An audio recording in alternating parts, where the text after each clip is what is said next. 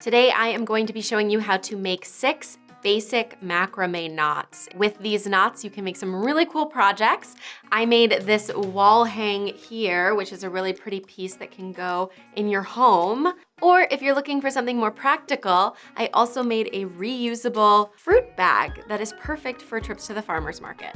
The first knot that I'm going to show you is the Larks Head knot. It's the knot that you use to attach your string to whatever base you're using, like a dowel or a loop. This is the knot that you'll use at the beginning of pretty much every macrame project. To create this knot, fold your string in half, grab the end with the loop, place that loop on the outside of the dowel, stick your fingers through that loop, grab around the outside of the string and pull through.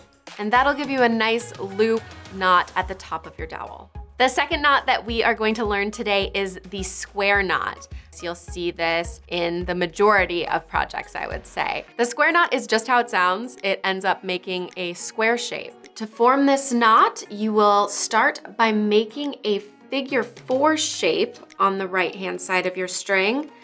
Take that far left string, loop it over the top of your 4, under the 2 center loops, and through the 4 loop. Pull that tight.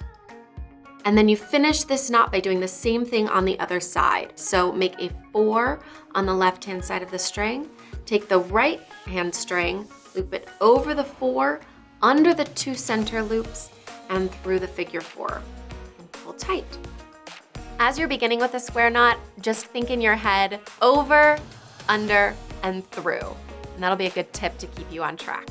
The third knot is the half hitch knot, which will create this straight line shape you see at the top of the string here. So we're going to be showing you the pattern from this side to this side here.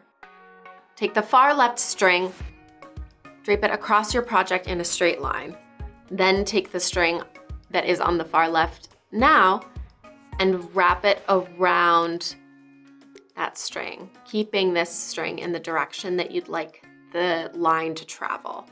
And you're going to do that twice. So you go around and through the loop. Pull it tight, but not too tight. You want to be able to see each loop. So now we'll move on to the next string here. Over, around, through, and we do it twice for each string.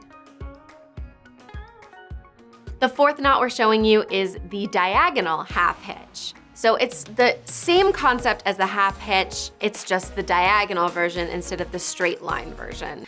So you'll take that string, this time I'm working on the far right of the pattern, you'll drape that across, again in the direction that you'd like the knots to travel.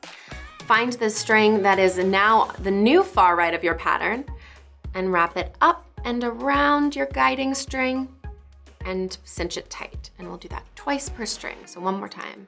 The great thing about macrame is that it's really easy to backtrack if you make a mistake. So if for whatever reason the line is not in the direction that you'd like it to travel, you can always undo these knots and redo the line. The fifth knot is the spiral knot. This knot is made in a similar way to the square knot, except instead of reversing directions from left to right, you're gonna pick one direction and stick with it the whole time. For this example, we're going to show you the right spiral. Take that string on the far right, make your figure 4 shape, go over the top of the figure 4, under the 2 loops, and through that loop, and pull it tight. And continue on with that pattern repeatedly, and you'll see that a spiral starts to form. Make a figure 4 shape, go over the loop, under the 2 center strings, and through the figure 4. You'll find a rhythm with this here. You can see that as I pull it through, I pinch, hit in the center, and that just helps guide my knots as I'm going. Once the pattern starts to twist, it'll become difficult to tie your knots. That's totally fine.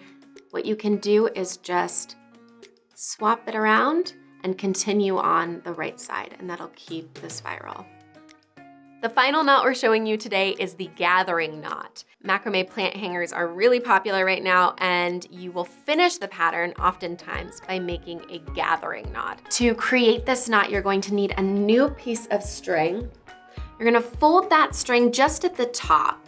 You wanna create a fold that is longer than the gathering knot you would create. You wanna make sure that you have enough room for a nice loop at the top and then some extra for a tail at the bottom. You're actually gonna flip this upside down on your project, grab your string here, and include that new string in your bundle. Pinch it at the top here where you'd like your gathering knot to begin, and then start wrapping that new string around your bundle. Once you're done, locate that loop now at the bottom of your gathering knot and loop your tail through. Then locate the tail at the top of the gathering knot and pull. Pull until that knot is securely in the center of your gathering knot. To finish the gathering knot, just trim the ends.